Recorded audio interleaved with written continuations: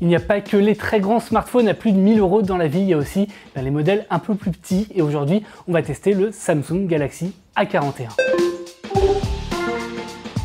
L'an dernier, Samsung avait commencé l'année en refondant un petit peu sa gamme Galaxy A, c'est-à-dire le milieu de gamme de ses smartphones, et ça avait été une très belle surprise et une très belle réussite. Et cette année, rebelote, on a déjà eu droit au Samsung Galaxy A51, dont vous pouvez retrouver le test en vidéo sur la chaîne YouTube.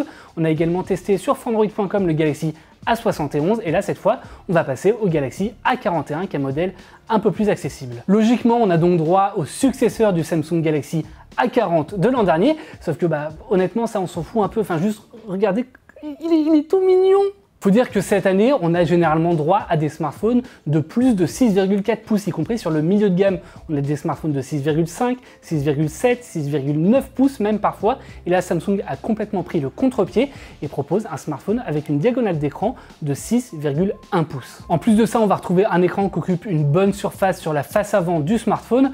On n'a certes pas de poinçon comme sur les Galaxy A51 et A71, mais une fine encoche, mais honnêtement, elle n'est pas embêtante du tout. Et puis autour du smartphone, on va retrouver une prise jack, on va retrouver une prise USB-C et on va retrouver un tiroir pour intégrer 2 cartes SIM en plus d'une extension de stockage par micro SD. Au dos, par contre, on va retrouver l'aspect assez plastique du dos du smartphone, qui malheureusement en plus a tendance un petit peu à capturer les traces de doigts.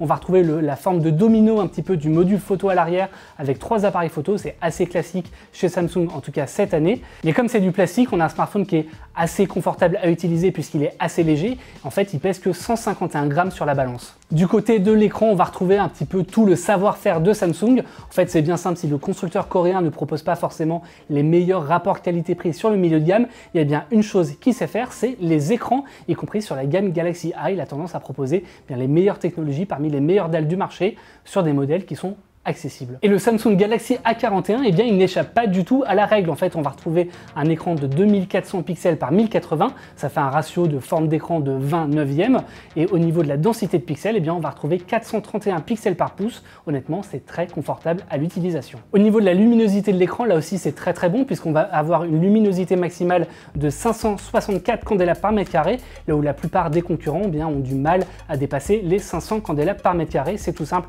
Dit plus concrètement, vous n'aurez aucun mal à consulter le smartphone, même lorsqu'il y a un gros ciel bleu bien lumineux. En revanche, on va avoir un écran qui va tirer par défaut un petit peu trop vers le bleu, avec le mode d'affichage vif et le mode de tonalité des couleurs de balance des blancs qui est configuré sur neutre. En revanche, si on passe la balance des blancs sur le mode le plus chaud possible, là, on va pouvoir se rapprocher des 6500 Kelvin de la lumière blanche du soleil. Et tant qu'on parle de l'écran, on a un Samsung Galaxy A41 qui va pouvoir proposer énormément de couleurs, puisqu'on a jusqu'à 209% de l'espace colorimétrique sRGB qui est recouvert, on a 141% de l'espace colorimétrique DCI-P3 et on a même 95% de l'espace BT2020 qui lui est bien plus difficile à atteindre. Autant le dire de suite, c'est un très bon écran et vous allez adorer consommer du contenu dessus. Je le disais un peu plus tôt, mais au dos du Samsung Galaxy A41, on va retrouver 3 appareils photo. En fait, on a surtout 2 appareils photo, puisqu'on va retrouver un capteur principal de 48 mégapixels, un capteur ultra grand angle de 8 mégapixels, et le troisième capteur, c'est simplement un capteur pour le mode portrait de 5 mégapixels. Et dans l'ensemble, on a donc un appareil photo qui va très bien s'en sortir en plein jour,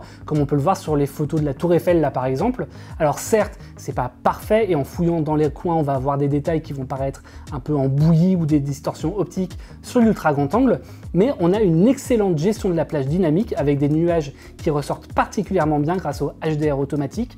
Par contre, dommage, malheureusement, on n'a pas de zoom hybride malgré le capteur de 48 mégapixels. Par contre, en basse lumière, c'est pas la même chose du tout. On n'a pas de mode nuit et malheureusement, les 2 appareils ont tendance à trop monter en sensibilité ISO. Résultat, on a un Galaxy A41 qui va proposer des photos de nuit avec beaucoup de bruit numérique. Pour le mode portrait, malgré le capteur dédié de 5 mégapixels, c'est pas la folie non plus, et on va avoir des visages et des cheveux notamment qui vont être détourés un petit peu à la truelle. Heureusement, il a un bon point fort sur le mode portrait, c'est bien qu'il fonctionne également avec le HDR, et c'est pas toujours le cas sur les smartphones, surtout sur le milieu de gamme. Le mode portrait compatible avec le HDR, on va également le retrouver sur le capteur de 12 mégapixels pour les selfies. Là aussi, ça fonctionne relativement bien, même si le détourage, il n'est pas toujours hyper correct. En revanche, dès que vous avez une bonne luminosité, en tout cas un visage bien éclairé, là ça passe plutôt pas mal. Bon, le design du smartphone, il est très agréable en main. On a un écran qui est de très bonne qualité, on a des appareils photo qui sont très corrects. Là, vous allez me dire, est-ce que Geoffroy, ce Samsung Galaxy A41, il a tout pour lui? Eh bien non, non, pas vraiment, non. Et le principal défaut, autant le dire tout de suite, eh bien c'est les performances, parce qu'on a un smartphone Samsung qui est doté d'une puce Helio P65 de Mediatek, et encore une fois, autant y aller franco, ça vaut clairement pas les Snapdragon 720 qu'on va trouver parfois chez la concurrence. Fortnite par exemple ne peut même pas se lancer sur le Samsung Galaxy A41, Call of Duty Mobile, eh bien il est limité à une qualité graphique faible, et même sur les benchmarks, eh bien le Samsung Galaxy A41 il est franchement dépassé par les smartphones concurrents lancés au même prix. Alors certes, c'est pas catastrophique non plus, mais c'est vrai qu'à 300 €, eh bien on aurait aimé au moins un smartphone plus fluide, qui ne mette pas une seconde avant d'ouvrir une application. L'autre souci de ce Samsung Galaxy A41, eh bien c'est un souci qu'on va retrouver souvent sur les smartphones milieu de gamme de Samsung, c'est tout simplement le lecteur d'empreintes digitales qui est intégré dans l'écran et qui est très lent à reconnaître l'empreinte digitale. Il va systématiquement prendre plus d'une seconde pour ouvrir le smartphone. Alors certes, c'est pas dramatique, mais à ce stade, on commence à se demander pourquoi est-ce que Samsung ne remet pas directement le lecteur d'empreintes au dos. C'était quand même bien plus rapide. C'est d'autant plus dommage que ce Samsung Galaxy A41, eh bien, il est équipé de One UI 2.1 et c'est une interface qu'on aime particulièrement chez Frandroid. C'est une interface qui est très claire, qui a beaucoup d'options de personnalisation, qui a deux types de navigation gestuelle. On peut également inverser les boutons de navigation en bas de l'écran, on peut modifier les gestes, bref, on aime beaucoup cette interface. Une autre chose qu'on a beaucoup aimé sur ce Samsung Galaxy A41, en fait, c'est son autonomie. Alors sur le papier, il a seulement une batterie de 3500 mAh, c'est assez peu, mais c'est vrai que de toute façon, il a un processeur qui est vraiment pas gourmand, puisqu'il n'est pas puissant du tout. Donc du coup, on va avoir une très bonne autonomie.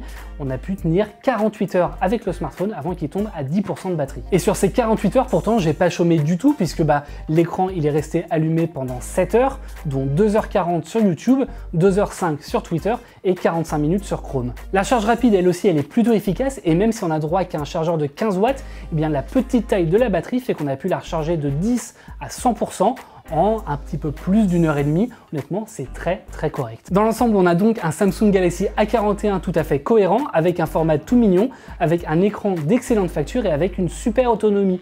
Le seul souci qui peut être un gros souci pour certains, eh bien ça va être le manque de fluidité globale de ce Samsung Galaxy A41. Surtout qu'au même prix, autour de 300 €, eh bien on va retrouver d'autres smartphones qui sont bien plus performants. Ça va être le cas du Xiaomi Redmi Note 9 Pro par exemple, du Xiaomi Mi 9 Lite et même du Samsung Galaxy A51 qui aujourd'hui est disponible également à moins de 300 €. Merci à toutes et à tous d'avoir suivi cette vidéo. N'hésitez pas à vous abonner à la chaîne YouTube si cette vidéo vous a plu.